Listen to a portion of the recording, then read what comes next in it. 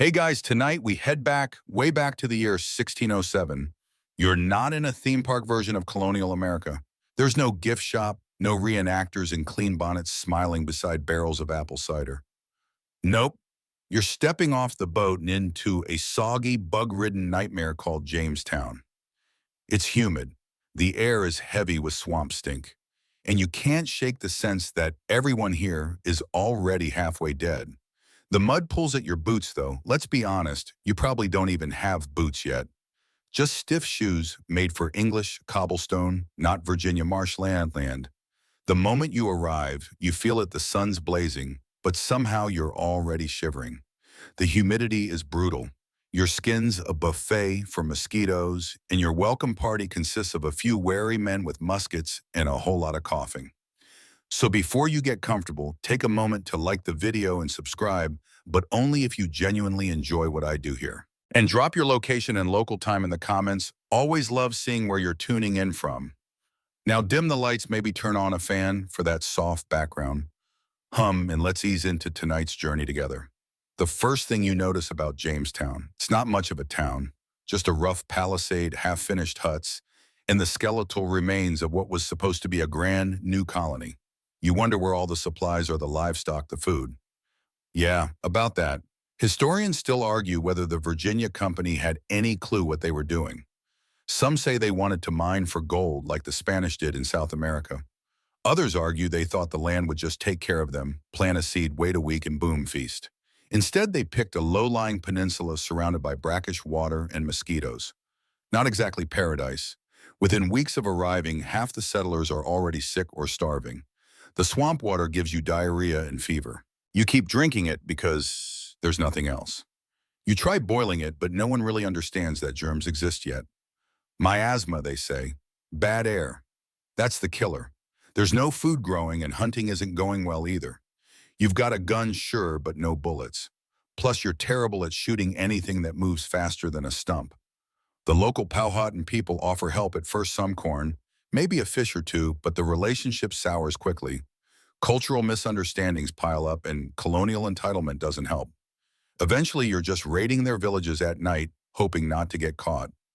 Your days start before sunrise. There's no alarm clock, just the moaning of someone 2 feet away from you sweating through a fever. You grab a tool and start digging trenches or building wooden walls. No safety goggles, no gloves, just blisters and sunstroke. Your only break is to eat a bit of cornmeal mush, if there's any. You're sleeping in what might generously be called a cabin, but really it's just sticks packed with clay. No door, no window panes, no privacy. One blanket between 3 people. Lice are your roommates now. They're not renting space, they own it. At night you dream of England, real bread, sausages, maybe even a clean shirt. Instead you wake up to a raccoon stealing your last scrap of salted meat, a man sobbing because he buried another child that morning, and someone loudly arguing that the nearby well water might actually be better if we bless it. Hope that works out for you. Here's a fun fact: the settlers called the first few years the starving time. Not exactly a title that inspires a real estate investment. It got so bad during the winter of 1609 to 1610 that accounts describe people boiling leather shoes for broth. Some may have resorted to cannibalism, though historians still debate how common or how true that part was. Let's just say things weren't exactly cozy. You want to ask someone in charge what the plan is, but the leadership keeps dying. They're either sick, missing, or violently replaced.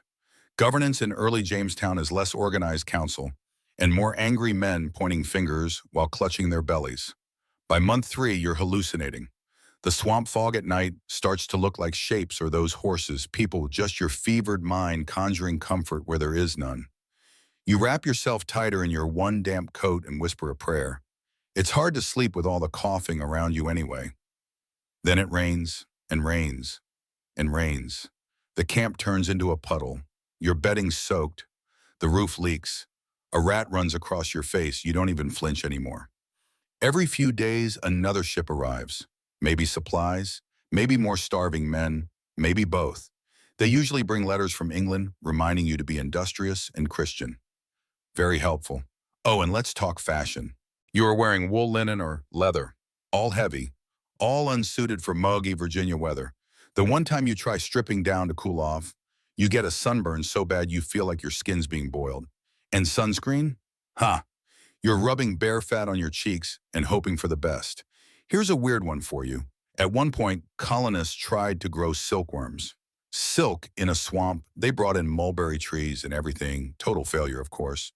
But it's a nice snapshot of how disconnected the investors were from, reality. A year passes. Somehow you're still here. Your body's thinner, your teeth hurt, your hands are calloused, and your back aches constantly. You've learned to fear every sniffle. You've memorized the smell of death, the sound of someone giving up mid-sentence, the long silence after. Still the flag flies over the camp. Still the river rushes past with indifference. Still the dream of building something in this wild, terrible land keeps enough people going. And you're beginning to understand why most people back in England thought the colonists were mad. You wake up on a bed made of bundled straw stuffed into the corner of a shack that doesn't quite keep out the weather. The roof is thatched bundles of dried reeds and sticks lashed together. And by lashed, we mean jammed into place by someone who last held a hammer in another country. There's a chill in the air, one that creeps beneath your blanket, which is actually just a damp woolen cloak you've been sharing with a neighbor named Silas. Silas snores, loudly, but at least he's warm. Outside, the wind is hissing through the trees like it's warning you not to come out. But you do. You have to.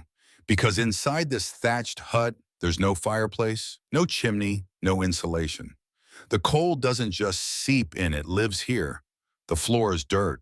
The walls are, well, mostly wall. One has a gap wide enough for a raccoon to saunter through without even saying, "Excuse me." It's winter in early colonial Virginia, and you, my friend, are about to suffer. There's a fire pit outside, but it takes forever to light. The wood is wet, always wet. You try flint and steel until your hands feel like frozen stones. Eventually, smoke sputters up. But it doesn't warm you, it just clings to your clothes and makes your eyes burn. The smoke's a minor victory. You bask in it like it's sunshine until a gust of wind ruins everything again. Historians still argue whether settlers truly understood how brutal American winters would be. Some letters suggest they expected a mild Mediterranean climate. Others show they brought winter coats made for British drizzle, not colonial wind tunnels. Either way, your nose is running, your fingers are numb, and your boots crunch from frost that crept in while you slept. Breakfast. Sure, if you count a handful of cracked corn and some weak broth as breakfast. The broth is warm, at least even if it tasted like sadness and twigs. You huddle with others near the fire and try not to complain. Complaining gets you noticed. And being noticed means someone might assign you more labor, or worse, blame you when something inevitably goes wrong. The mood around the camp is brittle. There's no comfort, just survival. And even that's negotiable. You decide to chop wood.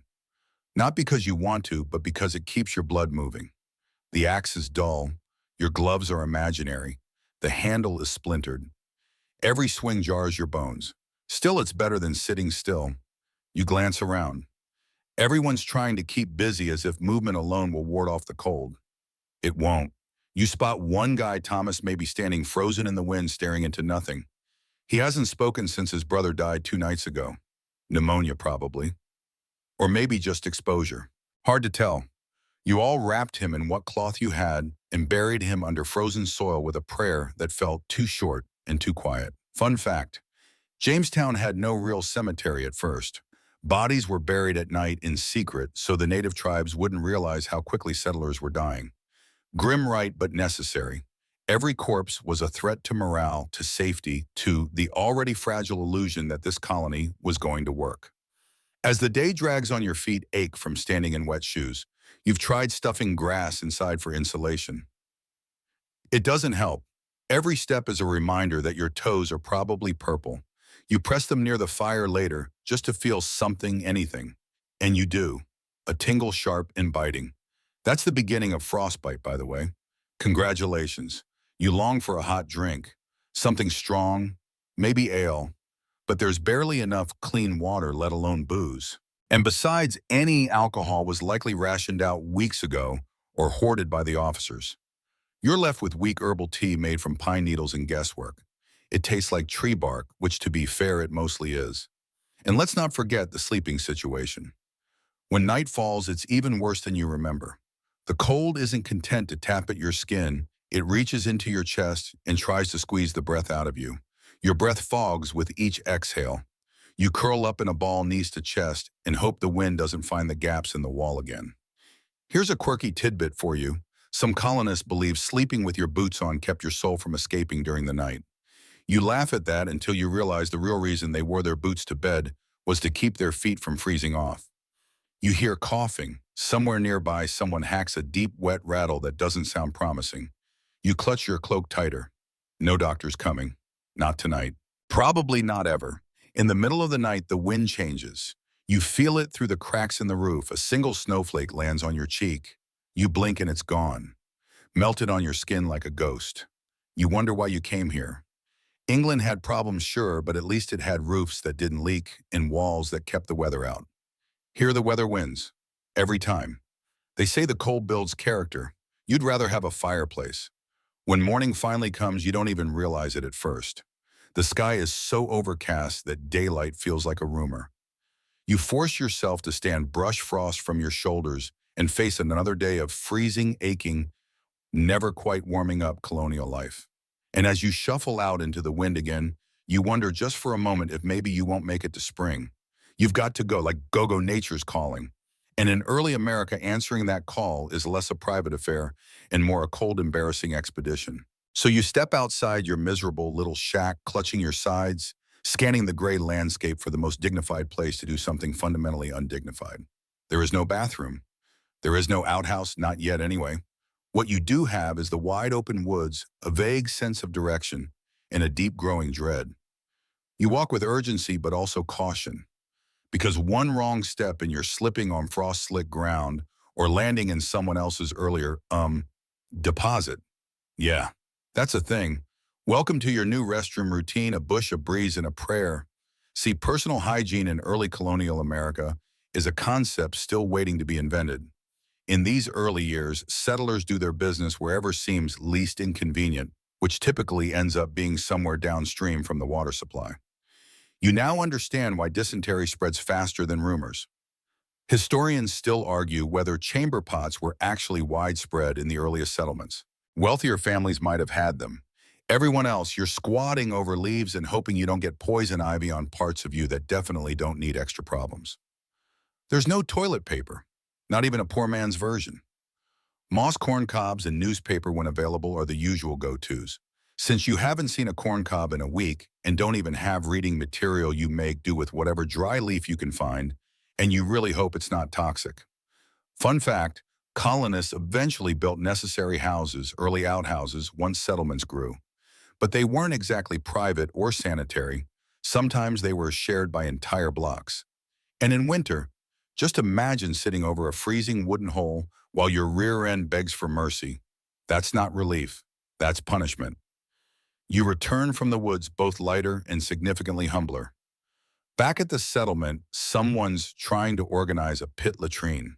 Dig a trench, cover it occasionally, and pray the smell doesn't attract wolves or worse. You're handed a shovel because, as of course you are, and you spend an hour digging through frozen earth, mentally apologizing to every sanitation worker of the future. Afterward, you wash your hands, sort of. There's a communal water barrel near the center of camp, but it's more of a suggestion than a true hygiene station. Everyone dips into it, with their hands, dirty hands, muddy hands, hands that just did what you did. So yes, you wash your hands in filth soup, and because it's cold, you dry them by flapping your arms like a confused bird. You smell bad. That's not an insult, it's just a fact. Everyone does. You've worn the same clothes for days, maybe weeks. Your underclothes are stiff, your shirt smells like smoke, sweat, and anxiety, and you've developed an awareness of body odor as an ambient force in the world. It's not something you can escape, it's something you learn to accept. Later that day, you are asked to carry buckets of waste to be dumped further from camp. You try not to breathe through your nose. You fail. The stench is unforgettable, a bouquet of rotting meat, ammonia, and regret. You vow never to eat stew again, at least not while this smell exists in your memory. Here's a fringe tidbit: in some colonial towns, people use piss pots to collect urine for use in cleaning or tanning leather. Yep, your bodily fluids are multitasking tools now. You're part of a very early recycling movement, whether you want to be or not. At some point, a settler named Abigail offers you what she calls a lavender sprig. You think it's a nice gesture until you realize it's meant to mask your smell. You tuck it behind your ear like a sad little accessory and pretend not to be offended. As night falls, nature's call strikes again. This time it's darker, colder, and somehow more terrifying. You fumble your way on toward the trees with a torch, hoping not to trip or get bitten or catch fire. There's a rustling. Something moves. You freeze. Your heart pounds. It's a raccoon. You're embarrassed by how relieved you are. By the time you return, you've got burrs on your socks, a scraped knee, and frost-nipped fingers. You want to crawl into bed and pretend the last 24 hours didn't happen. But instead, you collapse onto your pile of straw and stare at the wooden ceiling, thinking deeply about the miracle of indoor plumbing. The next morning, the smell around camp is noticeable. It clings to everything. Smoke doesn't cover it. Spices don't exist here. You try to chew on a mint leaf you found near the edge of the forest. It's not a mint leaf. You spit and cough for 5 minutes straight. Still, somehow, you adjust. You learn where to walk, where not to walk. You memorize which side of camp the wind blows the wrong way. You start referring to the bathroom as that tree behind the big rock and hope nobody else has picked the same landmark. There's a joke someone tells, probably borrowed from some grim English humorist. What's worse than a muddy boot in the face? The thing it stepped in. You don't laugh. It's too real. Eventually, they start building basic outhouses. One hole, one door with a wooden latch. No privacy beyond a plank to sit on. You step in once, hold your breath, and step right back out. You'll take your chances with the woods, but you learn slowly how to make this all feel survivable. You figure out what plants work best, where to dig, what time of day is safest, and how to pretend this is all very normal. And that's the truth of early America. No toilets, no privacy, just you, a shovel, and a whole new relationship with your bowels. You're thirsty, and not just "I could use a glass of water" thirsty. No, this is the kind of dry-mouth, head-throbbing, desert-on-your-tongue thirst that makes you dream about waterfalls melting ice or even the cool, metallic taste of a soda can, which won't exist for another 2 centuries. You pick up a wooden cup and head to the nearest source of hydration, the river. Now it looks clean enough. Gentle ripples, sunlight bouncing off the surface, fish darting just below.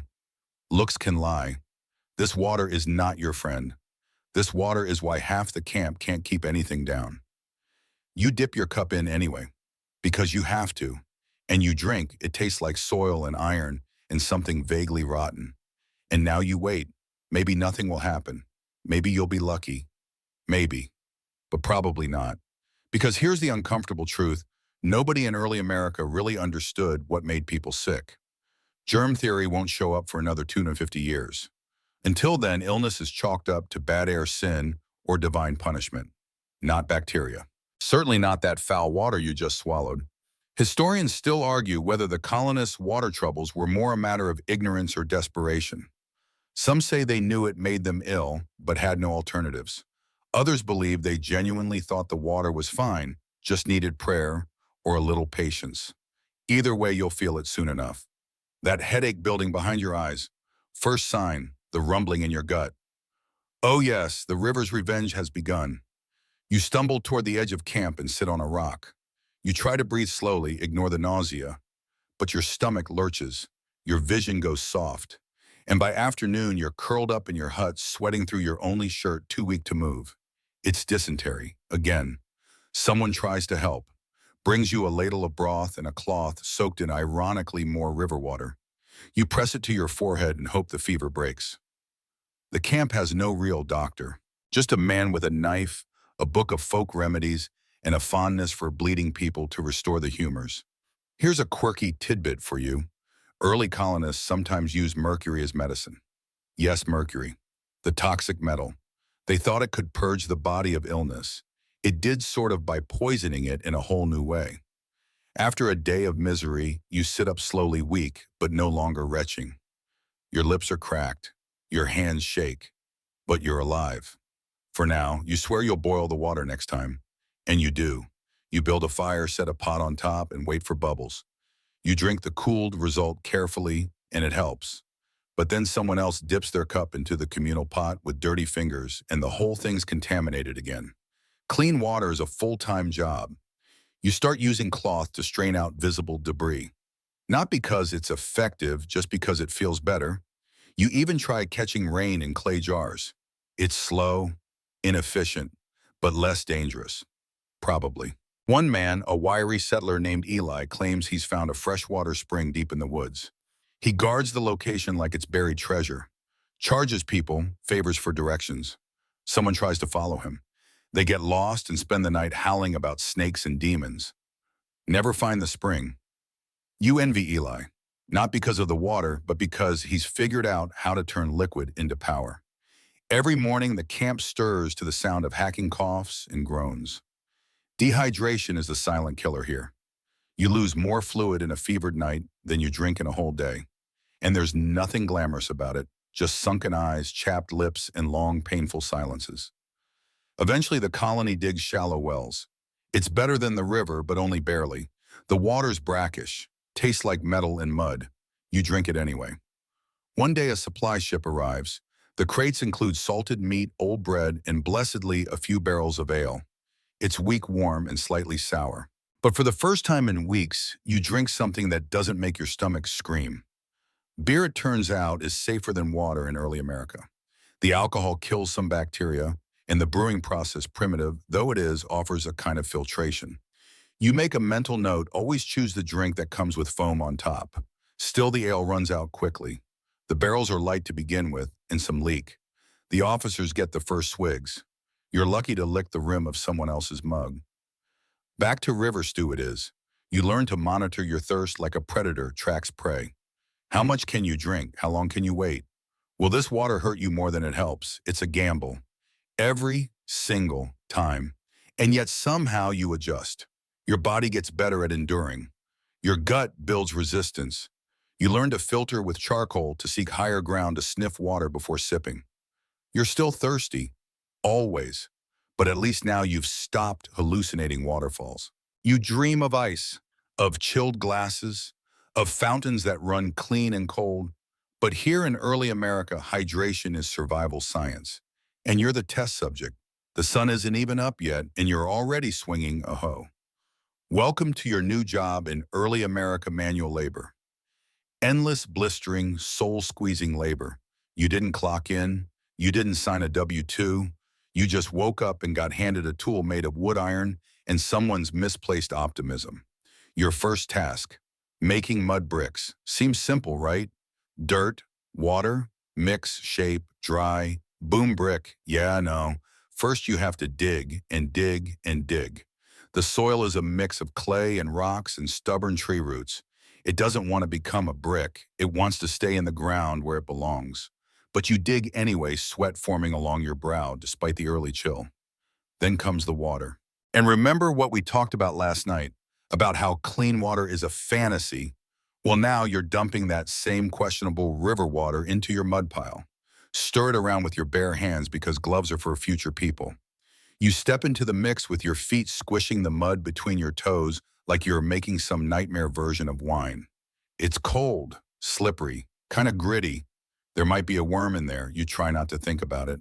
Once you've got the consistency just right, which by the way nobody can really agree on, you press the muck into crude wooden molds. Let them dry. Flip them. Let them dry more. Don't let the rain ruin them. Don't let animals walk over them. Don't drop them. One brick down, a few thousand to go. Why are you doing this? Because every structure in this colony needs building. Houses, walls, ovens, and imported bricks are expensive. You're not just building shelter, you're building the idea of civilization from absolute scratch. Historians still argue whether labor divisions were clear in these early colonies. Some say wealthier settlers thought they wouldn't have to do the hard stuff, that laborers would arrive later or the native population would somehow help. Spoiler, that plan went about as well as everything else. So now everyone works. Gentlemen, servants, children. Doesn't matter what title you had back in England, out here, if you can lift a shovel, you're hired. You do more than bricks, of course. Some days you're hauling logs through mud that reaches your knees. Other days, you're thatching a roof balancing on beams that creak like they're one squirrel away from collapsing. There's fence building, trench digging, crop planting, and yes, poop hauling. You work with tools that break mid-use nails that bend and ropes that fray. You fix them, or you figure out how to do the job without them. Every task takes twice as long as it should, and yet somehow you're still late. Here's a quirky tidbit. Early settlers sometimes filled walls with wattle and daub, which basically means weaving branches together and slapping mud and straw on top. It's the gingerbread house method of architecture, only less delicious and more likely to fall over in the rain. At midday, you get a break, sort of. They call it lunch, but it's just a handful of corn mush and maybe a dried herring. You sit on a stump, chew slowly, and watch your fingertips tremble from exhaustion. Your back aches, your legs throb, your palms are blistered, you're sunburned and cold. The wind sneaks through every layer of clothing. You contemplate faking an illness. Maybe you are sick. Can you even tell anymore? But then the bell rings, more a clanging pan than a bell, and you're back at it, hauling, lifting, sweating, shivering. The hours blend together. Time isn't measured by clocks out here. It's measured by how many wheelbarrows you've filled and how many times you've almost passed out. You pass a man named Robert.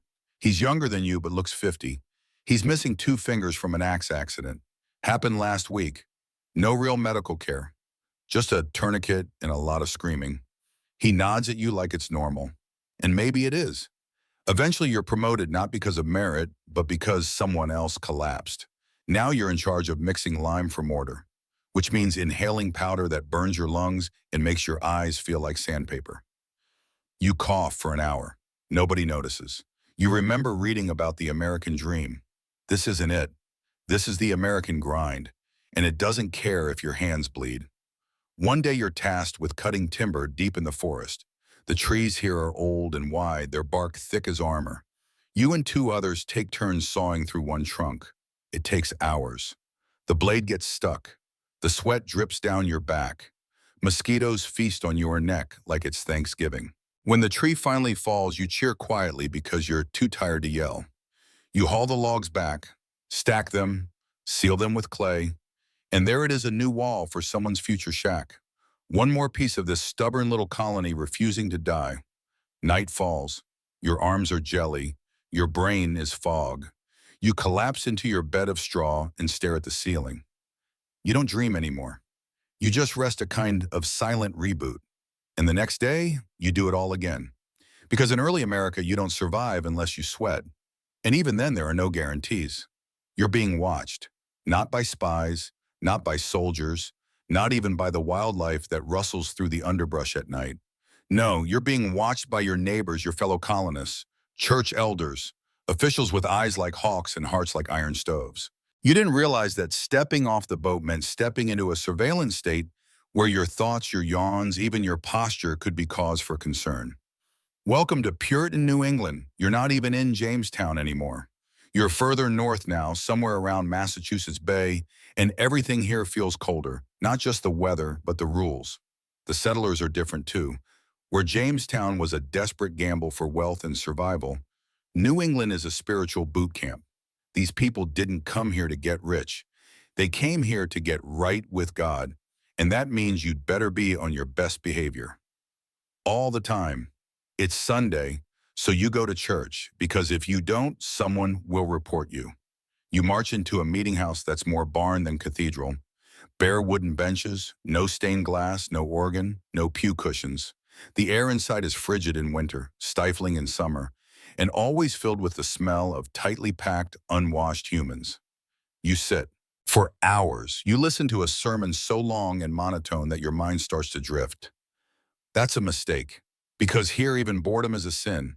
And if you doze off, oh, friend, there's a guy official titled the tithing men, whose job is to poke sleepy parishioners with a long stick. For men, it's a firm whack. For women, a gentle tap with a foxtail tied to the end. Equal opportunity, shame colonial style. Historians still debate whether this level of moral policing was more about religion or maintaining control in small, fragile communities. Some say it was necessary to keep social order in a brutal wilderness. Others argue it fostered resentment, fear, and quiet rebellion. You don't have time to ponder the philosophy. You're too busy trying to remember if you've done anything this week that might get you hauled before the town elders. Because in Puritan society, it's not just laws, it's God's laws, and everyone enforces them. Did you miss a church meeting? That's a fine. Did you skip your Bible reading? That's another. Were you caught humming a secular tune or, heaven forbid, dancing? Oh, you're really asking for it now. Your neighbor Sarah got publicly scolded last week for baking bread on the Sabbath. That's right, bread. It didn't matter that her children were hungry. Sunday is the Lord's day, and ovens apparently offend him. You keep your head down. But it's hard, because you're human. You have thoughts, doubts, sarcastic inner monologues, and none of that is safe. One slip of the tongue, one sigh at the wrong moment, and suddenly the whispers begin. People watching, judging, reporting. There's no privacy. Everyone's windows face everyone else's yard. If your curtain twitches too late at night, someone makes a note of it. If you laugh too loudly, someone asks what was so funny and if it was appropriate. And let's talk about clothing. You're wearing rough wool dyed in drab, modest colors, gray, black, brown. No bright reds. No flamboyant hats. Everything must be functional, plain, and God-fearing. Want to wear lace, better be prepared to defend your soul in court. Here's a quirky tidbit: some towns had laws against excessive buttoning. Yep, too many buttons on your coat could be seen as prideful. You now spend 20 minutes each morning on debating button count. Welcome to the Fashion Police 1600s edition. You try to stay busy. Work is virtuous after all. Lawlessness is the devil's playground, and you'd rather not get evicted, or worse, publicly shamed for loafing. So you chop woodmen clothes, help raise the neighbor's barn, and all with a half smile and a stiff nod. Even your dreams feel monitored. You begin censoring your own thoughts. You rehearse prayers in your head just in case someone can somehow tell you were thinking about the wrong thing. You start to believe your soul has fingerprints, visible, smudgy, and always under inspection. A town meeting is called. You attend because of course you do. Missing it is suspect. At the meeting, someone is accused of skipping communion. They deny it. Others step forward to say they noticed he didn't close his eyes during the final hymn. A heated discussion ensues. Votes are taken, the man is reprimanded, and you watch him shrink into his seat, ashamed. The most chilling part, nobody seems surprised. That night you lie awake staring at the wooden beams above you. You feel eyes on you even now, not realized, but imagined ones, watchful, righteous, suspicious. You think back to England and the anonymity of a crowded city. Here in this tight, holy community, anonymity is dead, and so you adapt. You nod at the right times, bow your head deeply, say amen louder than necessary. You memorize scripture like it's your only defense, because it kind of is. You've become fluent in Puritan performance. But every so often, you still slip. You laugh at a joke you shouldn't. You sleep in by accident. You forget to say grace before chewing a bit of dried venison. Nothing happens immediately, but the looks linger. And in early America, a look can snowball into exile. Your stomach growls. It's a low, angry sound, part complaint, part threat. You've learned not to ignore it, but also not to expect much. Because here in early America, food isn't about flavor. It's about survival. And most of the time, it's just corn, corn mush, corn cake, cornbread, corn gruel, roasted corn, burnt corn, occasionally corn with ash if the fire gets too enthusiastic. You sit at a wooden table, or more likely a wobbly board laid across two stumps, and spoon the warm grayish porridge into your mouth. No sugar, no butter, no milk, just corn water and resignation. You chew slowly. It's fine. It fills the space in your gut. It won't kill you. Probably. And it's your third meal like this today. Historians still argue whether the settlers' dependency on corn was born out of necessity or a failure to diversify their crops. The local indigenous tribes had introduced them to maize and shown how to plant the Three Sisters corn beans and squash. But many colonists clung to their English wheat-based ideals far too long. They wanted bread. They got mush. You scrape your bowl clean. Not out of enjoyment, out of desperation. Wasting food here isn't just rude. It's dangerous. Every crumb matters. And the supply ships, they come when they come. Sometimes with biscuits hard enough to chip teeth or barrels of salted pork so rank they taste like boot leather soaked in seawater. But more often than not, the ships arrive late, or broken, or not at all.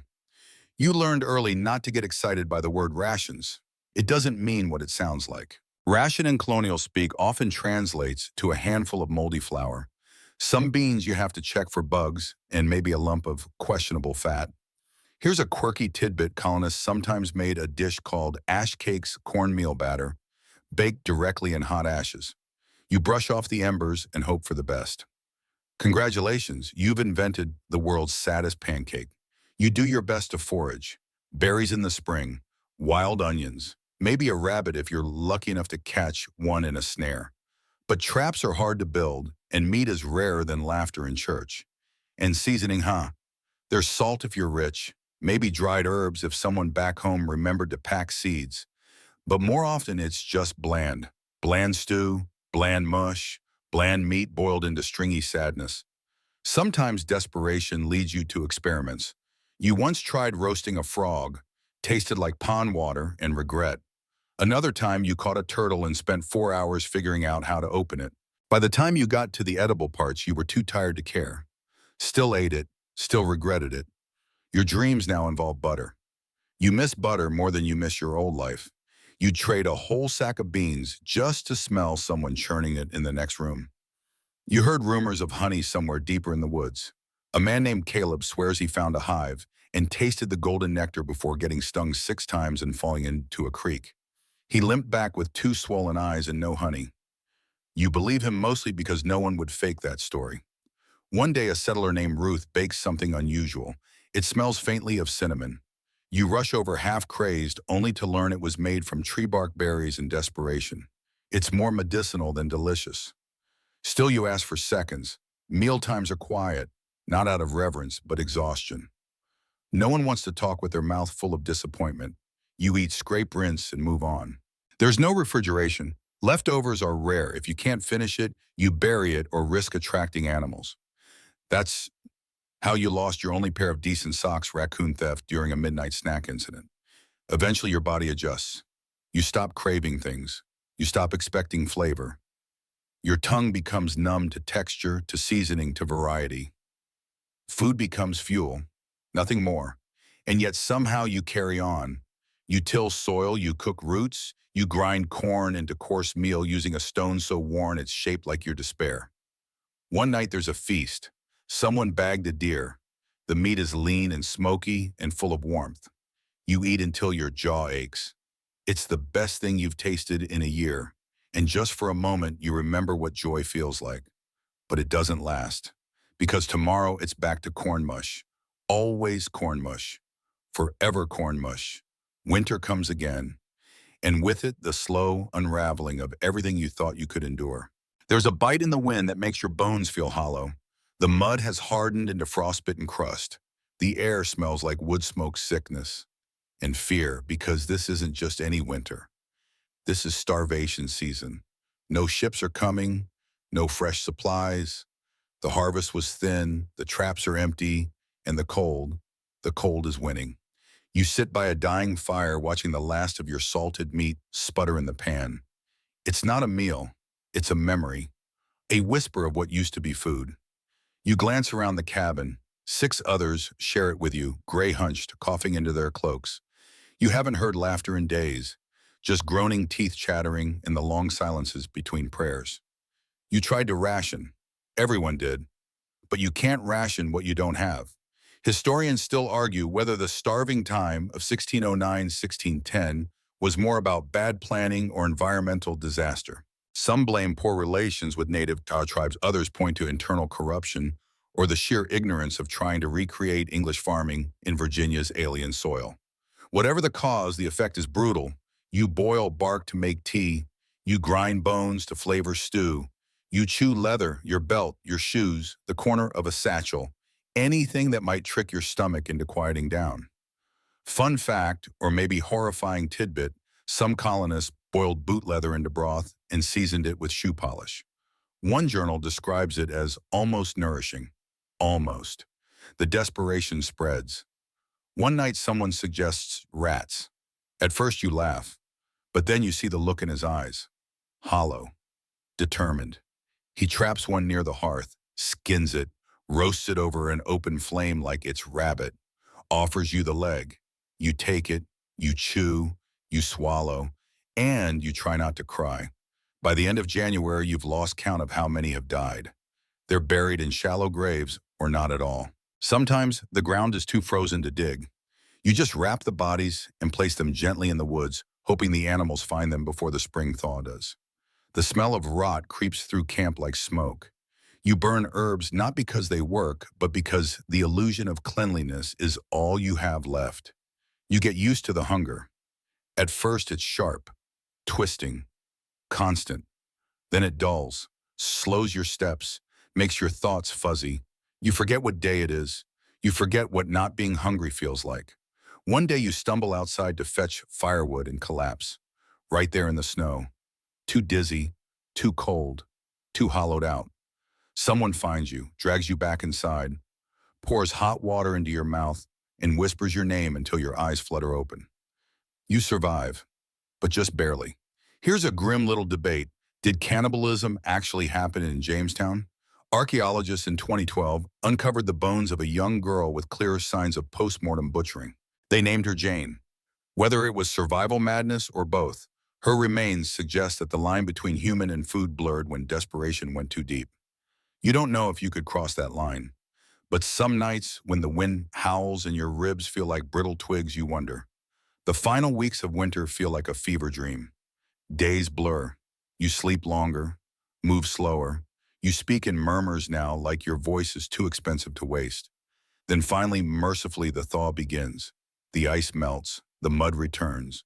The birds sing again, and for once, it doesn't feel like mockery. But you're changed. You're thinner, harder, hungrier in a way that no meal can fix, and you're angry. Angry that no one prepared you for this. That the pamphlets back in England called this a new Eden. That the wealthy back home sip wine by fireplaces while you boiled your shoelaces for soup. Spring brings new hope, new crops, new settlers fresh off the boat with clean clothes and plump cheeks. You watch them and wonder how long it'll take before their eyes go hollow too. You plant, you hunt, you rebuild. But every time the wind shifts and you smell smoke and snow, your stomach clenches. Because you remember. You remember the shoes. You remember the bark. You remember Jane. Someone saw you stirring herbs into hot water. That's all it took. A quiet moment, just you, your mug, a few foraged leaves, and the faint hope of soothing your cough. And suddenly there are whispers, suspicious glances. A woman named Mercy clutches her child when you walk past. Someone mutters the word witch. You laugh it off, at first, because surely they're not serious. They are. You're living in a place where paranoia doesn't just thrive, it gets a vote. And right now it's voting against you. Because in early colonial America, especially Puritan New England, a healthy dose of skepticism can get you banished. A weird dream can get you imprisoned. And that herbal tea you just made from mint bark and wild chamomile, that could get you hanged. Historians still argue whether the famous Salem witch trials of 1692 were a unique eruption or just the most documented example of a broader fear that simmered for decades. The truth is colonial America had witch panics well before and after Salem. The soil was fertile for suspicion and the harvest was usually terror. You try to carry on to explain that you just have a sore throat. But now people notice things they didn't before. The way your cat follows you around. The fact that you were alone when lightning struck the barn roof. The strange rock you keep in your pocket that your grandmother once called a worrystone. The line between superstition and evidence is non-existent. Someone reports you to the town elders. You're summoned, not arrested yet, but asked to account for yourself. You walk into a room full of stern faces, all framed by collars so stiff they could cut cheese. They ask about your tea, your books, your dreams. They ask if you've ever danced in the forest or spoken to birds or had a sudden knowledge of illness before someone got sick. You say no. You say it again and again. But they don't believe you because belief isn't the point. Control is. Here's a quirky and deeply uncomfortable fact.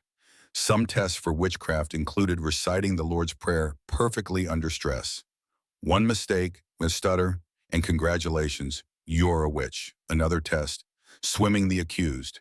If you float, you're guilty. If you sink, you're innocent. You drown either way. Fun, you're not arrested that day. But you've been marked. You're watched. You find a rabbit snare one morning clearly sabotaged. Someone's sending a message. You skip the next community gathering, and now it's confirmed you're hiding something. You spend your days walking on mental eggshells. Every glance becomes a judgment. Every innocent habit becomes a strange ritual in someone else's eyes. The people you once helped patch roofs with now look away when you approach. You retreat. Quietly, you stop brewing herbs. You stop humming when you work. You tuck away the worry stone and leave your cat outside. You become plain, obedient, dull. But even that can be suspicious. Because in a town that thrives on righteousness, silence isn't peace, it's concealment. One night, a girl down the road falls ill. Fever, hallucinations. Her mother wails, her father prays, and someone, a boy no older than 12, swears he saw you walking by their house that morning. You are questioned again. This time the tone is harsher, the room darker. A woman clutches her Bible like it's a weapon. You keep your voice steady, but your hands shake. The child recovers. Thank God. And the panic eases. But not for you, the damage is done. Your name, once neutral, now draws whispers. You're not accused, but you are remembered. And that might be worse. You try to rebuild your reputation. Attend every meeting. Quote scripture loudly. Work longer, smile more. It helps, a little. But the fear never fully leaves. The unspoken truth of early America. Anyone can be accused, at any time. And once the whisper starts, you can't outrun it. You've learned something vital. Your survival depends not just on strength or food or faith. It depends on perception. And the moment you seem different, the moment you stand out, you've already stepped onto thin ice. It's a quiet, creeping terror. And in some ways, it's harder to bear than the hunger. Because at least starvation doesn't point at you in church. You wake up with a throbbing pain in your jaw. It started last night, a dull ache behind your molars, but now it's sharper, deeper. You try chewing a piece of hard biscuit, and the pain shoots straight into your skull like lightning in reverse. Something is wrong. Something is very wrong. Congratulations. You've got a toothache. And in early America, that's basically a death sentence for your comfort. There's no dentist, no dental hygienist, no Novocaine, no x-rays, no sterile tools. What you do have is a neighbor named Caleb with a pair of blacksmith's pliers and a bottle of rum. That's as close to dental care as you're going to get. You hope it goes away. You swish salt water. You chew only on one side.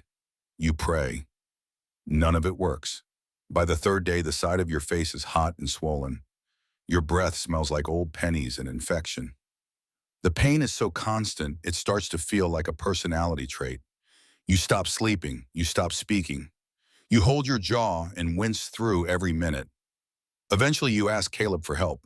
He nods like he's been expecting this. You sit in a rickety wooden chair. A few others gather around not to assist, but because watching someone get a tooth yanked is apparently great entertainment. Caleb pours you a shot of rum, then another, then 3. You're not numb, but you're dizzy, and he takes that as a green light. He wraps a rough cloth around your head, jams the pliers into your mouth, and says, "Hold still." You do. Barely. He pulls. And it's not one clean jerk. No, it's a twist, a crunch, a sound you will hear in your dreams for years. You scream. He tells you to be quiet. You bleed. He stuffs the hole with a wad of linen soaked in salt and mutters something about letting it drain. You stumble home with a mouth full of blood and a new appreciation for modern dentistry and inventions centuries in the future. Historians still argue how common these folk extractions were and whether colonial barbers or blacksmiths were the go-to dentists. One thing's certain, the success rate was grim and complications were frequent. Infections could spread to the neck, to the brain. Here's a quirky tidbit. Some settlers tried DIY fillings using beeswax, lead, or ground bone. One journal from 1680 proudly describes a tooth plug that lasted nearly a fortnight before it fell out mid-supper and cracked another molar. You lie in bed that night, face-throbbing, tears leaking into your pillow. You vow never to eat anything crunchy again. You think about the box of floss you left behind in another life, in another century, and it feels like treasure lost at sea. But teeth are only one of your problems. In early America, medicine is more myth than science. Got a fever? You'll be bled. Got a rash? Here's a poultice made of lard and crushed beetles. Got stomach pain? Try mercury or turpentine. If the illness doesn't kill you, the cure might. You meet a woman named Agnes who claims to be a healer. She knows which plants soothe which ailments. She makes salves and tinctures that smell like pine and earth, and miracle of miracles work. But because she's too good at what she does, people whisper about her too. Sound familiar? One day a man breaks his leg falling from a ladder. There's no ambulance, no splint kit, no surgery, just a wooden board, a leather strap for biting, and a bottle of moonshine. They set it with their bare hands while he screams like a banshee. You help hold him down. Later, he thanks you through gritted teeth, even though his leg now bends a little too far to the left. Infections are everywhere. Cuts go bad. Bug bites turn into boils. A stubbed toe can become a festering wound. There's mold in the food mold and the bedding mold on your clothes. Your skin itches constantly. Is it fleas, lice, scabies? You don't know. Nobody does. Cleanliness is a luxury. Sterility is science fiction. One man desperate to treat his migraines drills a hole in his own skull. Trepanation, they call it. Ancient method. Supposed to release bad humors. He lives. Barely. The headaches continue. You hear about a town up north that quarantined half its population for a sickness of the lungs. They burned belongings, shot dogs, lit herbal fires at the edges of the fields. It didn't help. Illness moved faster than they could react. You wonder if anyone will ever figure this stuff out. You wonder if you'll live long enough to see it, but you don't have time to dwell, because someone's child is coughing blood, someone else is limping, and you just felt a tick behind your ear that might have been something worse. You bandage, you boil water, you do your best, and you try not to think too hard about how fragile the human body is in a place like this, especially when there's no one to call, no one to text, just a bottle of rum, a hot poker, and a blacksmith who thinks he's a doctor. You wake up coughing, not just a light morning throat-clearing cough. No, this one is deep, wet, and rattles your ribs. The kind of cough that makes everyone else in the room go quiet, and then slowly scoot away. You sit up wheezing.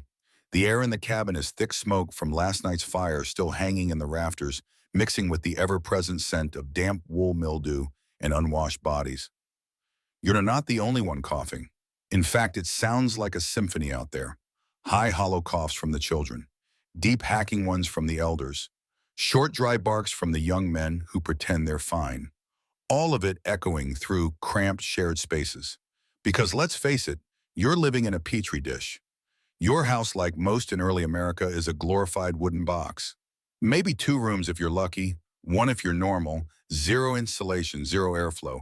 You sleep shoulder to shoulder with your family, your neighbors, sometimes their chickens. Someone snores, someone rolls over onto your foot, someone talks in their sleep. And everyone breathes the same fetid air. You sneeze. No one says bless you. There's no energy left for manners. Historians still argue whether colonial architecture made disease spread faster or whether it was just the crushing combination of close quarters, bad water, and worse hygiene. Either way, one thing's clear. If one person gets sick, everyone does. And when sickness starts, there's no pause button. It's smallpox. It's the flu. It's measles. It's typhus, maybe. Sometimes it's all of them, stacking on top of each other like the world's most horrifying sandwich. You don't know what you've got. You just know it hurts. Here's a quirky tidbit. People used to hang bunches of herbs in doorways to purify the air. Sage, lavender, rosemary. They believed these sweet bags could ward off disease. They didn't, but the smell was probably better than everything else in the house. You try to quarantine, which is adorable considering your entire home is one room. So you put the sick in the corner, you put a blanket between them and the rest of the room. You try not to breathe too deeply. The fever comes next. You feel it building like a slow fire beneath your skin. Your joints ache, your head pounds. You try to stay upright to stay helpful, but gravity is working overtime today. You sit down, then you lie down, then You lose time. People move around you. Someone mops your brow. Someone forces you to sip broth. You hear whispers. A child crying, a prayer. Then it's quiet. You wake up. Maybe a day later. Maybe 3. You're drenched in sweat. Your sheets, if you can call them that, are soaked through. Your lips are cracked. You can barely swallow, but you're alive for now. The man sleeping next to you isn't as lucky. No one screams when he's found. There's no dramatic mourning, just a low moment of silence, then a few exhausted arms lifting him out to the burial trench. It's not personal. There's just too much death for ceremony. The camp starts to change. Again. Sick people sit in the sun, wrapped in cloaks too weak to move. Children cry less not because they're happier, but because they've learned not to waste the energy. The smell of sickness mixes with the wood smoke. You can't tell where one ends and the other begins, and still more arrive. New settlers, fresh from England, clean faces, bright clothes. They look confused when you don't smile back. They haven't learned yet. You try to warn them, quietly, through actions, through the tired way you carry water, the wary way you touch door handles, the way you tilt your head to listen not for voices but for coughs. They don't listen. They'll learn. One of them sneezes on the bread, and the cycle begins again. You become strangely numb to it. Not cold exactly, just dulled, like your empathy has calluses. You still care, but you've had to bury too many people to grieve each one in the same way. Here's another weird historical fact. Some towns had official searchers women whose job was to examine corpses and report the cause of death. These women weren't doctors. They had no training, just strong stomachs and sharp eyes. You respect them more than anyone. You get better, mostly. The cough lingers, a permanent reminder. You lose weight, your skin takes on a pale, hollow look. But you can walk again, chop wood, boil water, whisper advice to the next poor soul curled up in the corner. You wonder how many times your body can survive this cycle. Sickness, sweat, silence, recovery, repeat. But you don't have the luxury of an answer, because someone's coughing again. And this time it's coming from the cradle. You reach for your shirt. It's stiff, heavy, slightly damp, though it hasn't rained in days. You shake it out, and a puff of dust and something vaguely alive flies off into the air. You wrinkle your nose, but slip it over your head anyway. What choice do you have? It's your only shirt, literally. In early America, the concept of a wardrobe is almost laughable. There's no walk-in closet, no dresser full of options, no Sunday best and weekday casual. There is the shirt, the one you wear, the one you sleep in, the one you work, sweat, and suffer in. You might have one spare if you're lucky, but chances are that shirt is being saved for a future special occasion that never arrives. You wear this one until it falls apart, and then you try to stitch it back together with thread that feels like hope stretched too thin. Your pants, same deal. One pair, maybe made of coarse wool or scratchy linen. They itch when dry and cling when damp. You stopped noticing the sensation weeks ago because the constant chafing became just another layer of reality, like gravity or hunger. Underwear, most colonial men don't wear any. Women sometimes do a linen shift under a dress, but it's less about modesty and more about protection from the rough fabric. The shift catches the dirt. You wash it instead of your outer dress, assuming, of course, that you ever get a chance to wash anything. Laundry in early America isn't a chore, it's a multi-day event. You boil water over a fire. Scrub clothes against a board with soap made from ashes and lard. Rinse, wring, dry in the sun if the weather allows. So spoiler alert, most people don't do laundry often. Maybe once a month, maybe less. You begin to associate clean with no visible stains and doesn't smell too bad. Historians still argue just how often colonists wash their clothes and bodies. Some records suggest regular washing in river communities. Others point to layers of grime thick enough to qualify as insulation. Either way, your standard of hygiene is a distant cousin to modern expectations. And don't even get started on shoes. Your boots, if you have them, are either too big or too small. The soles are made of hard leather stitched by hand and provide as much arch support as a plank of wood. They're stiff in winter, soft and saggy in summer. Sometimes they leak, sometimes they squeak, but they're yours. You wear them until they disintegrate, and then you tie them together with twine and hope no one notices. Here's a quirky tidbit. Some colonists stuffed their shoes with moss straw or animal fur to keep warm in winter. Fashion was secondary to not losing toes. You spot someone walking through camp barefoot, not because it's summer, but because their shoes finally gave out and there's no replacement. They wrap their feet in cloth scraps like homemade bandages. You nod in sympathy. The cloth will tear soon. Everyone's does. In the colder months, you add layers. A cloak if you have one. A hat knitted by someone's grandmother back in England. A scarf that doubles as a pillow at night. But layering isn't style, it's survival. And every extra piece you add makes it harder to move harder, to work harder to breathe.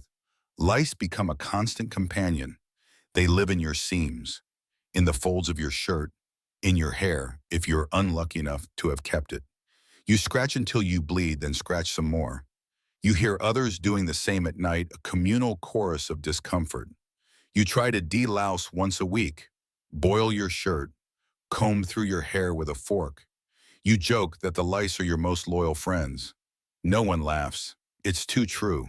Fashion, when it exists, is deeply practical. Colors are earth tones, browns, grays, and faded blues. Dyes fade fast, and brighter hues mark you as suspiciously wealthy or suspiciously frivolous.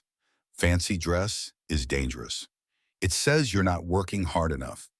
It says you think you are better. You don't want to stand out here. Not like that. So you wear your plain shirt, your scratchy pants, your battered boots. You cinched your belt-tight tie, your sleeves with rough twine, and hope today's breeze won't tear what's left of your cloak. You long for comfort, for cotton that doesn't itch, for shoes that bend with your feet, for socks without holes, for a fresh shirt just once. But those are dreams from another world. This world is wool, dirt, fire-scorched hems, patches, over patches, over patches. And even though it's not stylish, not clean, and definitely not comfortable, it's still better than walking around naked in January. You're getting married. Well, not exactly you, but someone in the settlement is, and that means the entire community is buzzing with activity stiffly formally and with far less romance than you'd hoped. Because in early America, marriage isn't about love, long walks under the stars, or stolen glances over steaming stew. It's a transaction, a business deal, a land merge, a reproductive contract. And you as witness, or maybe even as participant, are about to see how love got replaced with livestock. The couple stands in the center of the village green, surrounded by neighbors dressed in their least ragged clothes. The bride's hair is braided tight, face scrubbed red from cold water. Her dress is borrowed. Her shoes don't match. She's maybe 15. The groom, 28, broad-shouldered, sun-leathered, owns 2 cows, 3 acres, and most importantly, a strong back. He's not smiling. Neither is she. But they're shaking hands with her father. That's the part that matters. Historians still argue how much choice colonial women truly had in marriage. Some communities allowed input, especially among the Puritans, where mutual consent was technically required. Others leaned heavily on parental arrangements, dowries, and practicality over preference. Love might blossom later, or not at all. You learn quickly in early America girls marry young. 14 is common. 16 is late.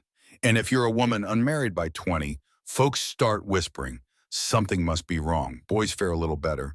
They can wait until their mid-20s, build some land stock, a barn plant, a few acres. But eventually the pressure mounts.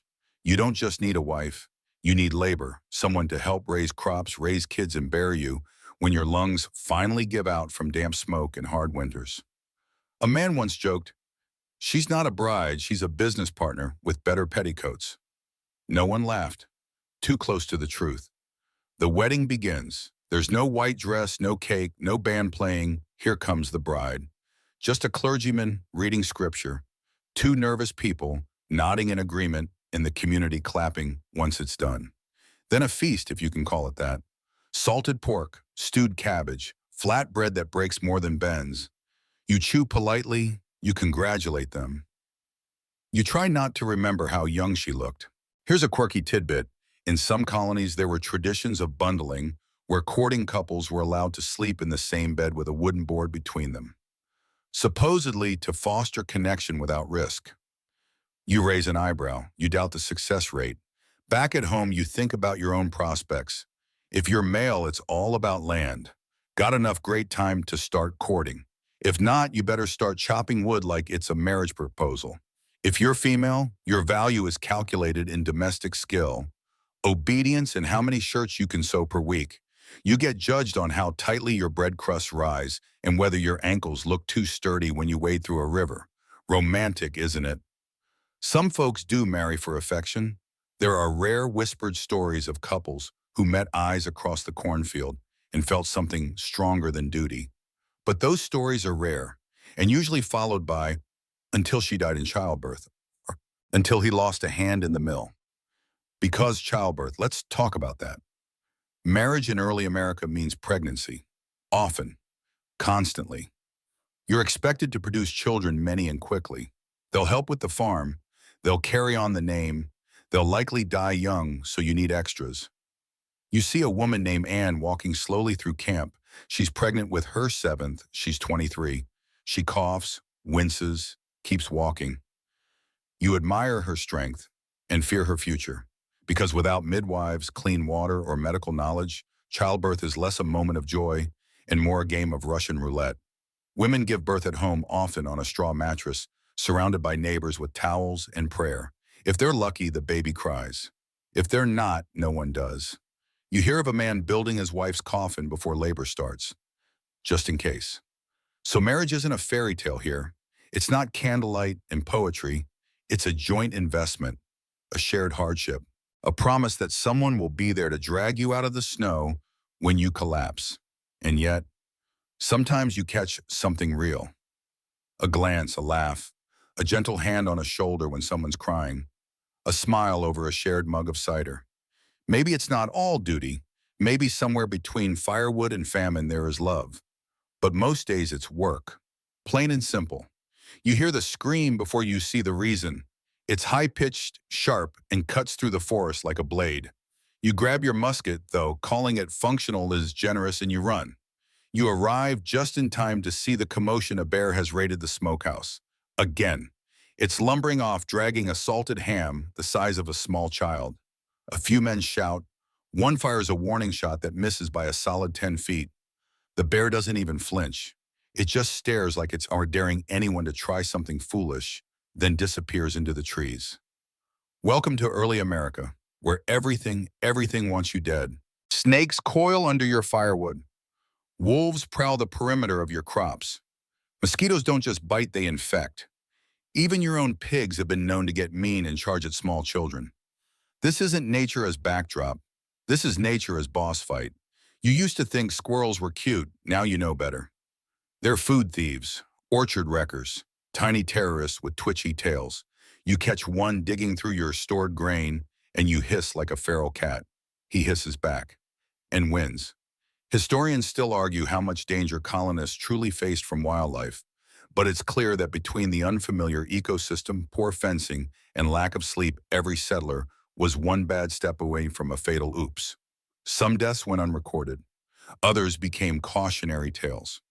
Here's a quirky tidbit: early American settlers sometimes trained geese to act as alarm systems. Loud, territorial, and easily spooked geese would raise a racket at the first sign of danger. You now fear them more than wolves. And it's not just animals. The forest itself feels hostile. You cut trees and they seem to grow back faster.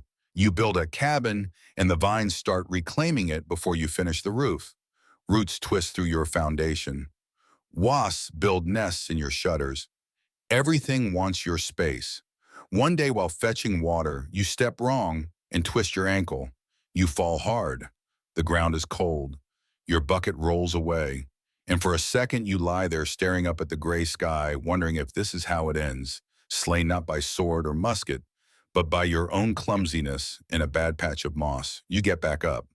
But it's a reminder nature doesn't care about your plans. Then there's the weather. Rain that never stops. Winds that rip off shutters. Hail that flattens crops in minutes. Heat so intense it cracks your skin. Cold so deep your breath feels like knives in your lungs. One summer, lightning strikes the granary. Gone. Just like that. A season's food up in flames. You rebuild, you ration, you tell yourself it's just bad luck. But part of you wonders if this land hates you. It doesn't. Not really. It's just indifferent.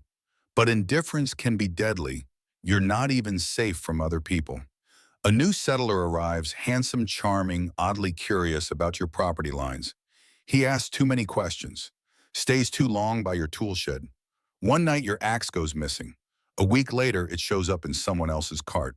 There are no police here, no judges, just community decisions and long stares across the village green. You confront him, he denies it. You call him a liar. Now you're the problem, because you shouted, and shouting disturbs the peace. You learn to guard your belongings, your food, your firewood, your opinions. Because in early America, theft isn't just rude, it's fatal. Lose your last flint striker and you freeze. Lose your only pot and you can't cook. Lose your knife and you're defenseless. Even food can turn on you. You once ate mushrooms that looked familiar. By nightfall, you were seeing colors that didn't exist. You spent 2 days half-conscious, sweating through every layer you own, while your neighbor whispered prayers and tried to get you to drink water. You survived. Barely. Now you eye every plant like it owes you money.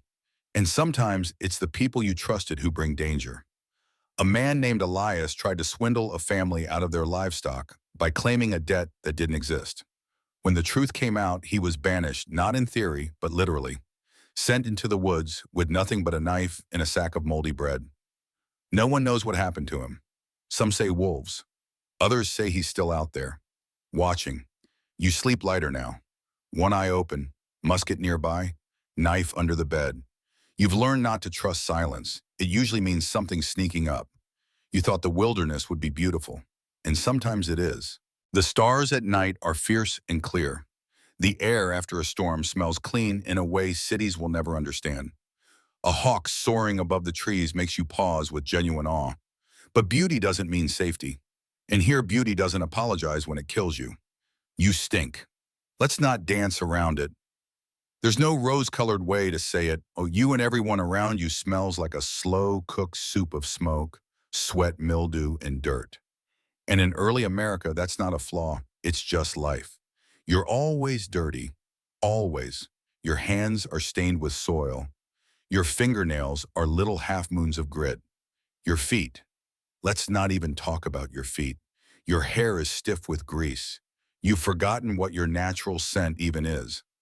All you know now is wet wool and wood smoke. There's no bath schedule, no hot water on demand, no little lavender soaps wrapped in paper, just a stream nearby that's too cold most days and smells a little like dead fish the rest of the time. Historians still debate how often colonists actually bathed. Some records suggest weekly washing, but those are optimistic. In winter. Try monthly if at all. Water has to be hauled heated and not already being used to cook or scrub laundry. In other words, hygiene takes a number, a very long number. You fill a basin one morning, boil what little water you can spare, and splash it onto your face. It scalds at first, then chills instantly. You shiver, rub your arms with a rough cloth, and call it good enough. Your clean shirt smells slightly less awful. That's a win, but let's not pretend this is about vanity. Dirt isn't just a nuisance here, it's a health hazard. You've seen what infected cuts can do. You've watched bug bites swell and ooze and turn purple. You've seen people lose toes to fungal rot. You've watched someone die from a simple scratch that turns septic. You wash what you can. You scrape your nails with a knife. You boil your socks when you remember. You burn lice-infested bedding because there's no way to clean it properly.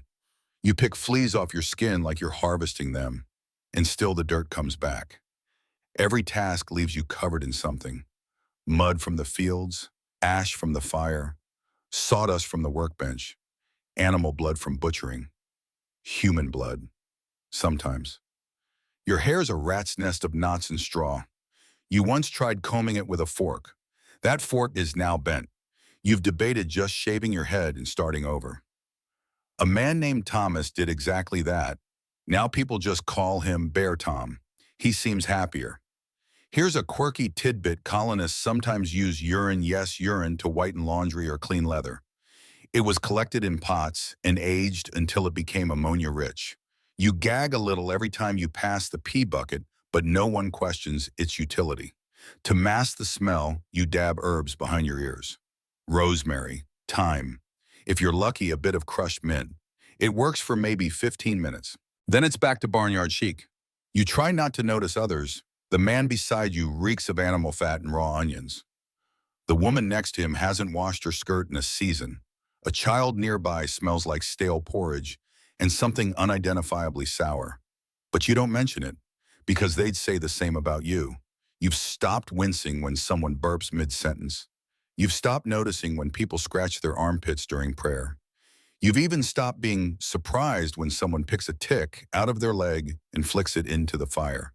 This is the smell of survival. You hear rumors of wealthy towns back east where people have washrooms, tubs, barrels of warm water, even perfumes. It sounds like sorcery.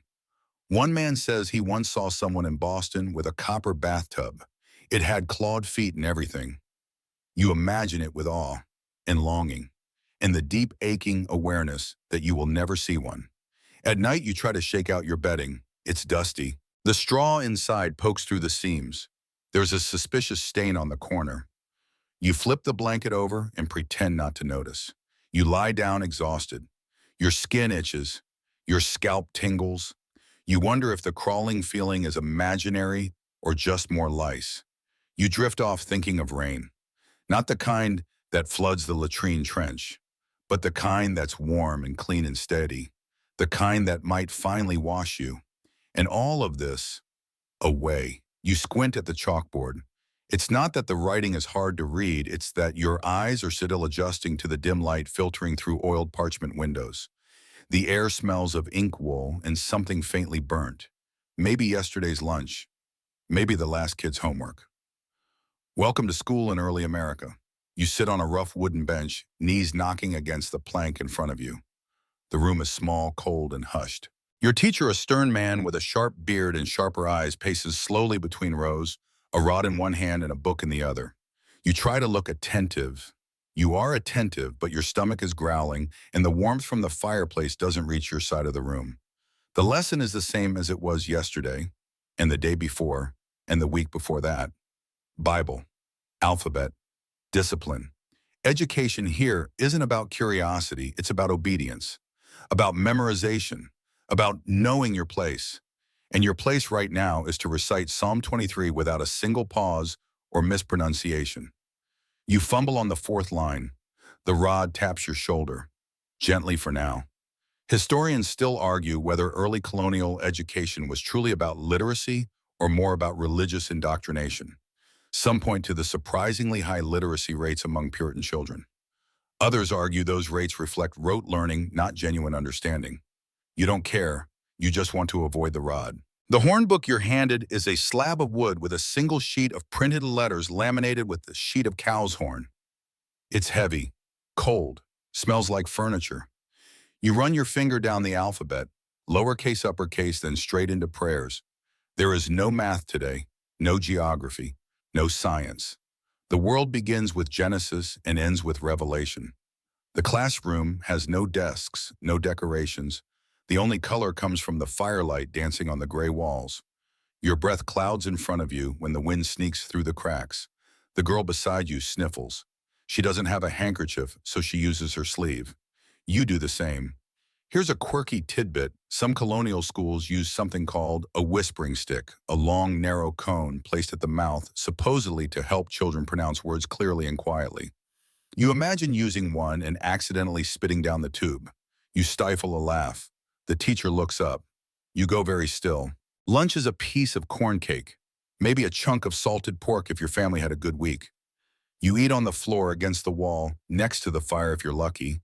If not, you eat standing shivering, trying not to drop crumbs, because even those are worth saving. There are no forks, just fingers, and one shared knife that everyone wipes on their trousers before passing. Afternoons are harder. Fatigue sets in. Someone always nods off. When they do, the rod strikes the bench hard. Not on the child, but close enough to scare them straight. That's the preferred method today. Tomorrow, maybe not so gentle. Your lessons include rules of behavior. Don't speak unless spoken to. Don't smile too much. Don't ask why. You copy them by hand again and again. The ink is uneven. The quill splits mid-sentence. You wipe the smear with your palm and keep going. Girls, if they're even allowed in class, are taught needlework psalms and how to write a neat grocery list. Boys are expected to read preach and know how to write their own names in full proper script. That's the dream, the reality. Half the boys write with fists clenched like hammers and spill ink everywhere. You included. There's a boy named Micah who questions everything. He once asked if God made mosquitoes on purpose. The room went silent. The teacher paused slowly, set down his Bible, and asked Micah to step outside. Micah didn't return for 3 days. No one asked questions anymore. School ends with prayer. You bow your head. You try to mean it. You recite the words even though your mouth is dry and your back is aching. The benches have left marks on your thighs. Your ink-stained fingers tremble from the cold. You walk home slowly with your slate under one arm and your thoughts under the other. Was it a good day? You didn't get hit. You didn't cry.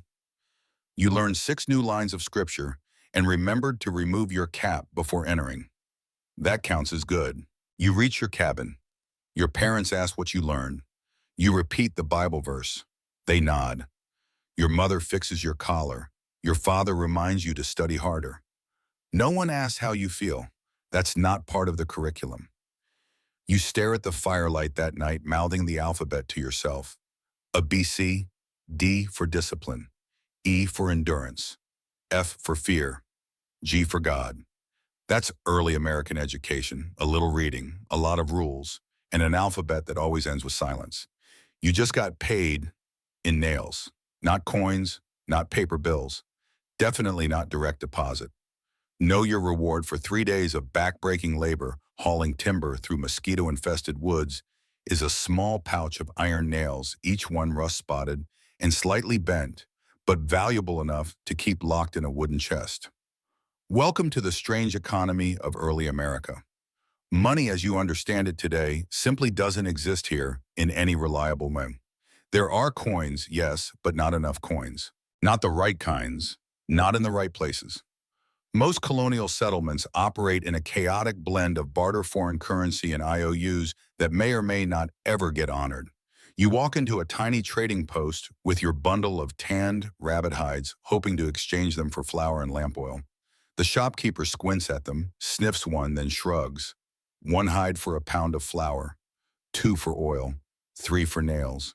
You ask for change. He laughs. Historians still debate how widespread barter truly was and whether it served the poor or the powerful better. Some argue it was efficient and fair in frontier settings. Others point out that without standardized pricing, everything turned into a guessing game, and the house always had the upper hand. Here's a quirky tidbit: tobacco was once used as currency in Virginia. People literally paid taxes with dried tobacco leaves. Got a fine for missing church. That'll be 5 leaves, thank you very much. Imagine handing someone a crumpled Marlboro pack as rent. You take your nails and flour and leave the shop unsure if you got a good deal. Probably not, but you didn't starve. That's something. Later you find yourself needing shoes, real ones, not leather sacks tied with string. The local cobbler offers you a pair, but only if you help him build a fence next week. You agree. He hands you the shoes in advance. Now you owe him. Congratulations, you're in colonial debt. It's not like modern debt. There are no interest rates, no credit cards, no digital reminders. Just obligations that cling to you like smoke. Everyone remembers. Everyone keeps score. And woe unto the person who forgets a promise. Sometimes the debt is labor. Sometimes it's a goat. Sometimes it's marrying your daughter to someone's awkward nephew to settle accounts. You hear a man once traded his only Bible for a cow. People were horrified. Not because of the book, but because the cow turned out to be barren. Paper money exists technically, but it's rare. Colonies printed their own notes, which sometimes held value outside their borders. More often they didn't. You once watched 2 men argue over a Rhode Island bill that one claimed was as worthless as a wet sock. You glance in your pocket, 4 nails, a button carved from bone, and a Spanish silver coin that nobody here seems to recognize. You're rich. In the wrong place. You try to save. You really do. But savings here don't go in vaults. They go in jars buried behind the outhouse, or sewn into clothing linings, or hidden under floorboards alongside a few spare bullets in a prayer.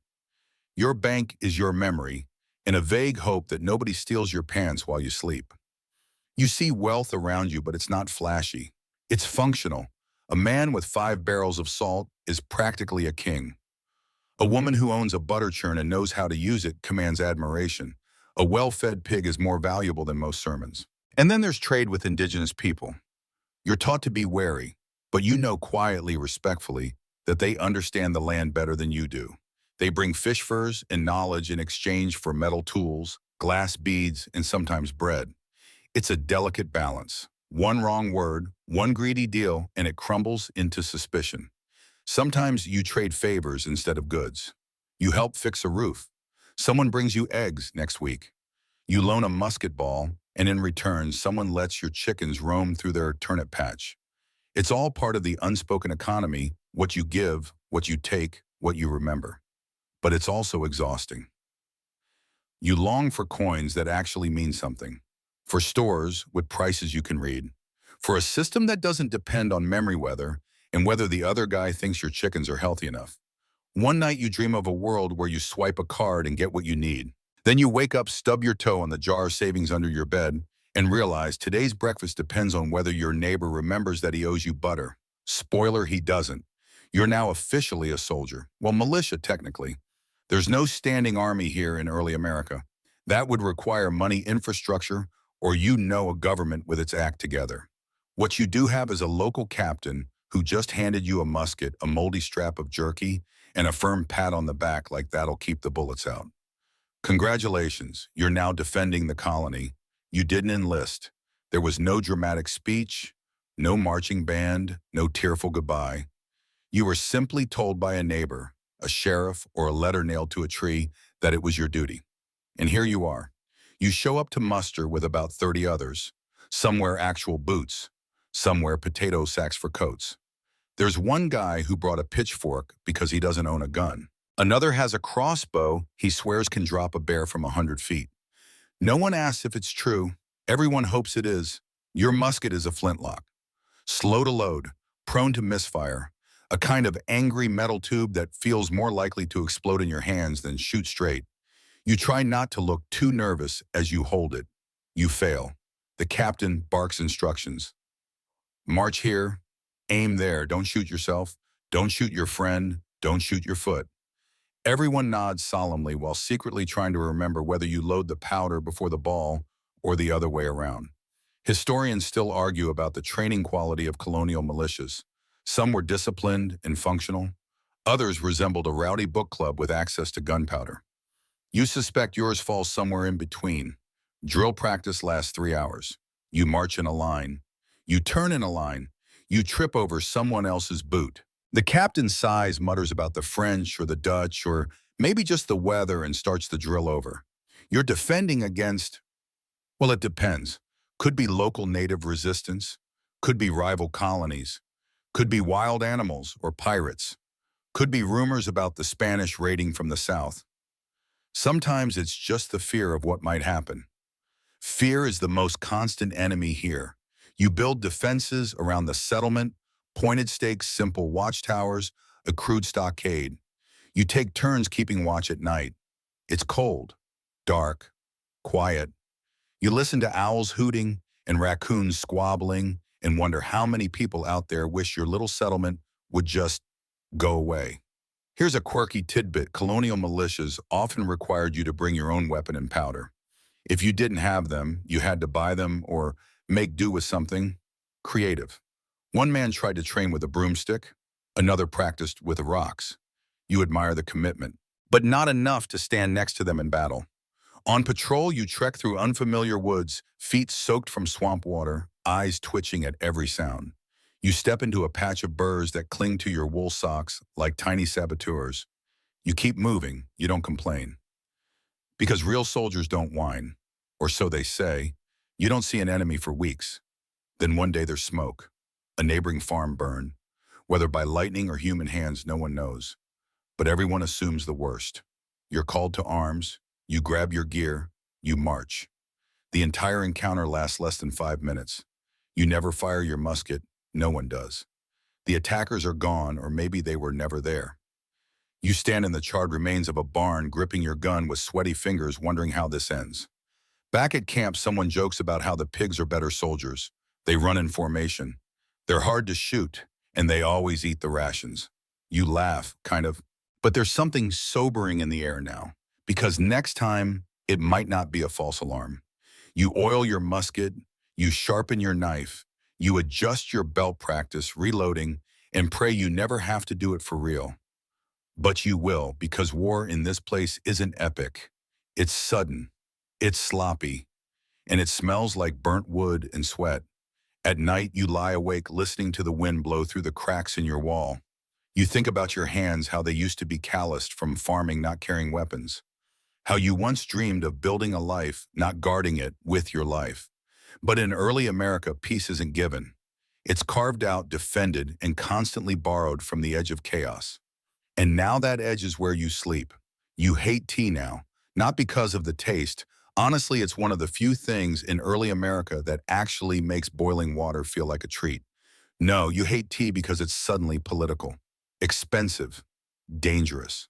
And every time you mention it, someone either hisses cheers or tells you to choose a side. It started with taxes. Well, really, it started with years of taxes. Sugar, molasses, paper, glass, paint. You name it, the crown taxed it. And then came the tea, quietly, smugly slipping into the colonies under special deals that made it cheaper than the smuggled Dutch stuff. Sounds like a bargain, right? It wasn't. You're standing in the middle of a street in Boston, trying to explain to a man named Gideon why you're still drinking East India Company tea, and he looks at you like you just burned a flag. He asks if you enjoy being a pawn of the crown. You say it's just tea, and he scoffs.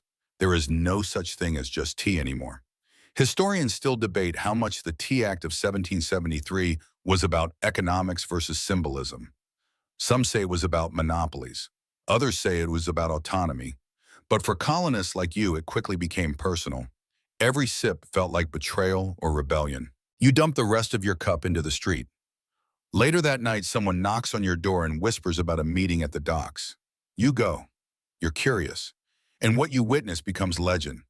Dozens of men disguised though everyone knows who they are board ships and start dumping crates into the harbor. It's not elegant, it's not quiet, but it is loudly symbolic.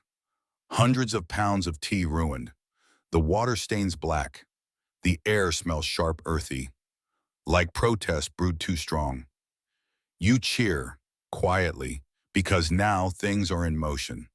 The British respond like a kicked hornet's nest. Port of Boston closed. Trade crippled. Redcoats on the march. You feel the shift in the streets. Tension hums under every conversation. Neighbors who once swapped bread now avoid each other. You're caught in between. You want freedom, but you also want bread. You hate tyranny, but you also hate what's happening to your business. You believe in principles, but you really believe in not starving. Welcome to the gray zone of rebellion. Your cousin joins the Sons of Liberty. He writes pamphlets that sound poetic until you remember they could get him hanged. You hide one under your mattress anyway, just in case you need a reminder of what courage looks like. You attend town meetings where arguments burst like firecrackers. Men slam fists on tables. Tyranny, loyalty, treason, survival. You nod. You grimace. You say as little as possible, because choosing wrong means losing everything. One night a writer brings news someone fired a shot in Lexington, or Concord, or both. No one knows exactly who shot first, but it doesn't matter. The revolution has begun. You're no longer a subject, you're a question. And the answer depends on what you do next. You patch your coat, clean your musket, try to memorize which neighbors fly which flags. Because here in the colonies, patriot and loyalist wear the same shoes, they grow the same crops. They sing the same psalms. But one will report you. You pass a group of redcoats drilling near the courthouse. They don't look cruel. They look tired, hot, confused, probably wondering why their king sent them across the sea to stand in mud and get cursed at by men with pitchforks. You don't hate them, but you don't trust them. You hear about mobs tarring and feathering loyalists, about women being shamed in the street for drinking British tea, about pastors using sermons to quietly incite rebellion. You stop talking in public. Instead, you write just a few lines, a thought here, a phrase there, folded up and hidden beneath floorboards. Because now even your voice could be a weapon. Here's a quirky tidbit. Some colonists wrote coded letters in lemon juice. Heat revealed the ink. Others used invisible messages sewn into quilt patterns or the placement of laundry on a line. You start wondering which neighbor's laundry might be shouting something. You miss simpler problems, like hunger, or lice, or wolves, because those you could see. This new war, it's in the air, in every whispered insult, every sideways glance, every toast made just a little too carefully. It's the war of tea and taxes, of loyalty and liberty, and it's brewing stronger than anything you've ever tasted. You made it, somehow through winters that cracked your skin, through summers that boiled your blood, through hunger, sickness, politics, grief, and relentless labor, you are still here. And the year, it's 1776. You wake up to the sound of church bells. That alone is strange enough to sit you upright. Bells don't ring like this unless something's happened, something big. You throw on your same old shirt, you've patched it 5 times now. Pull on your worn-out boots and shuffle out into the dusty road. Everyone is gathering. Old men with walking sticks, women still brushing flour from their aprons, barefoot children with wide eyes and wild hair. The town square isn't grand, just a slightly flat patch of ground near the meeting house, but today it feels charged. A man stands on a crate. His voice trembles as he reads. The words are unlike anything you've ever heard. They're brave, bold, reckless even. Words like unalienable rights and life, liberty, and the pursuit of happiness. You've never seen a crown, never met a king. But in this moment, you realize you've been ruled your whole life by someone you've never spoken to, and today a room full of men in Philadelphia just said no more. The Declaration of Independence. It sounds glorious, but it also sounds dangerous. And it is, because war isn't coming. War is already here. You look around at the crowd. Half of them don't know what to do with this news. The other half are already sharpening knives and melting spoons into bullets. You spot your neighbor, Gideon, standing taller than usual, his eyes fierce. A woman nearby holds her child closer. You're proud, you're terrified, you're unsure. Historians still debate whether average colonists felt like revolutionaries or simply pawns being swept up by louder voices. One thing's certain for those like you caught in the muddy middle, it's not just about slogans, it's about survival. You spend the day making cartridges. You've done this before, but now it feels different. Like each one carries a piece of hope in a seed of dread. You hear that George Washington has taken command. You've never met him, never even seen his face. But people speak of him like they used to speak of saints. Tall, dignified, capable. You hope he's real. Because the British, they are very real.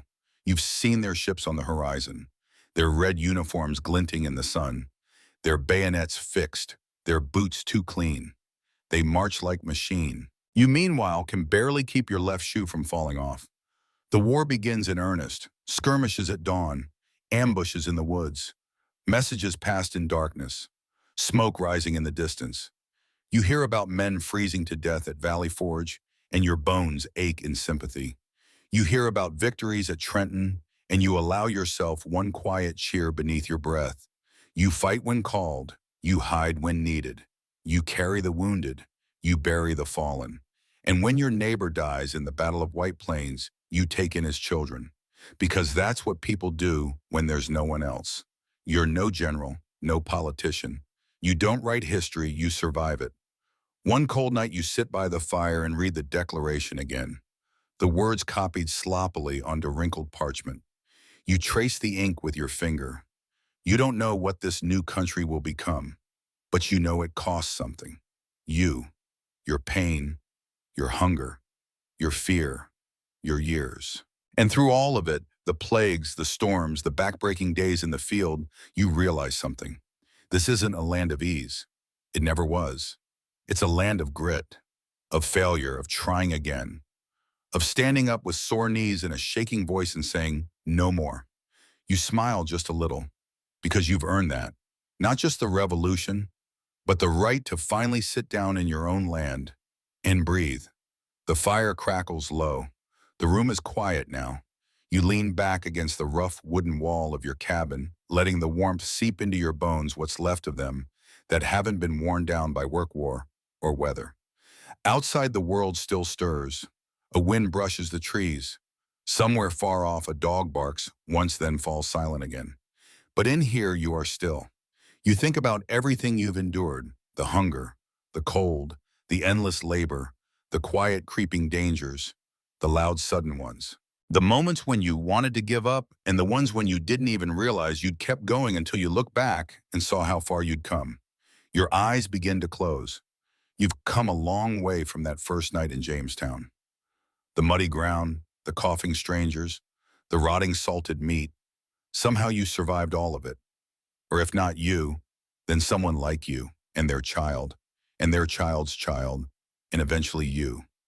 You exist because someone kept going, someone who didn't quit, someone who smelled bad and cried quietly and bled into their boots but stood up anyway. Let that thought settle in your chest. Let it warm you. You are here. You are here. Now close your eyes. The candles are low. The embers glow soft. The past can rest now. You've carried it far enough for one night. Sleep well, traveler of time. The journey is done.